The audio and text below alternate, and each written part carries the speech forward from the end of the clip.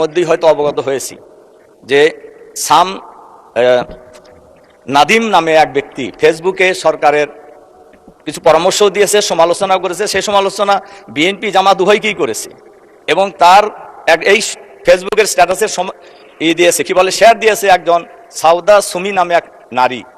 এরপরে পুলিশ তাকে গ্রেপ্তার করেছে এবং বলা হয়েছে উপরের নির্দেশে তাকে গ্রেপ্তার করা হলো এবং মামলা দেওয়া হয়েছে এবং উপরের নির্দেশে মামলা দিয়ে গ্রেপ্তার করা হলো। আমার প্রশ্ন হলো, এমনি সমালোচনার মধ্যে ছিল তেলটাকে সে বেশি গুরুত্ব দিয়েছে। তো আমার প্রশ্ন হলো, উপরের নির্দেশ বলতে কাকে ওনারা বুঝিয়েছেন এটা আমি জানতে চাই। আর এর সাথে সাথে আমি মাননীয় স্পিকারের মাধ্যমে সরকারের কাছে আহ্বান জানাতে চাই, আজকের অফিস টাইমের মধ্যেই ওই নারীকে মুক্তি দিতে হবে এবং অফিস টাইমের মধ্যেই এই মামলাও প্রত্যাহার করে নিতে হবে।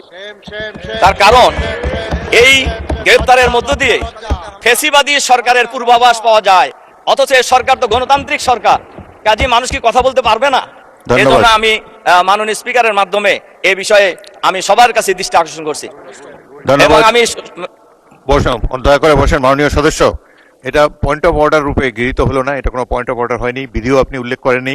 তবুও যেহেতু আপনি বিষয়টি বলেছেন, আমাকে বিরোধী দলীয় নেতা এই বিষয়ে আমার সাথে যোগাযোগ করেছেন, এই সমস্যাটি সমাধান করার জন্য চেষ্টা করেছি। এইভাবে আলটিমেটাম সংসদে বসে বাইরের রাজপথে যেটা দেওয়া যায় সংসদে এটা দেওয়া তো সম্ভব নয় এবং বিধি অনুসারে আপনি প্রয়োজন হলে প্রস্তাব আকারে নিয়ে আসবেন।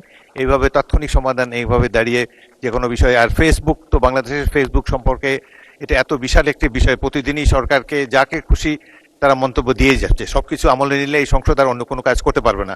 তবুও মাননীয় বিরোধী দলের নেতা আমাকে বিষয়টি জানিয়েছেন, আমরা বিষয়টি খেয়াল করছি, এ ব্যাপারে আমরা প্রয়োজনীয় ব্যবস্থা গ্রহণ করার উদ্যোগ গ্রহণ করব। ধন্যবাদ। বসুন।